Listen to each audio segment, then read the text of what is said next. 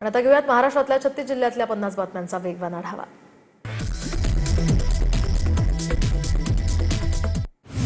आष्टीचे आमदार सुरेश धस पुन्हा चर्चेत। मोदी, राष्ट्रपती आणि फडणवीसांचा फोन आला तरच उचला, बायकोचा आला तरी उचलू नका, वक्तव्याचा व्हिडिओ व्हायरल।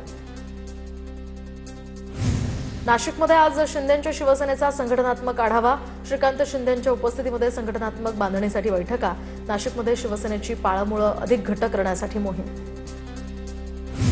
खासदार श्रीकांत शिंदेंनंतर आता आदित्य ठाकरे सुद्धा नाशिकच्या दौऱ्यावर।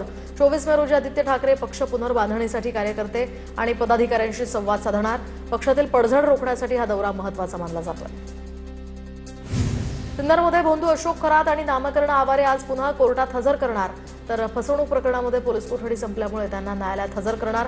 न्यायालयाच्या निर्णयाकडे आता लक्ष। रस्ते अपघातात मृत्युमुखी पडलेला पीडित आयकर भरत असेल तर त्याच्या कुटुंबाला भरपाईची रक्कम द्यावी लागणार। रस्ते अपघातात आता मुंबई हायकोर्टाचा हा महत्त्वाचा निकाल। विमा कंपनीकडून ITR वर आक्षेप घेण्यात आला होता।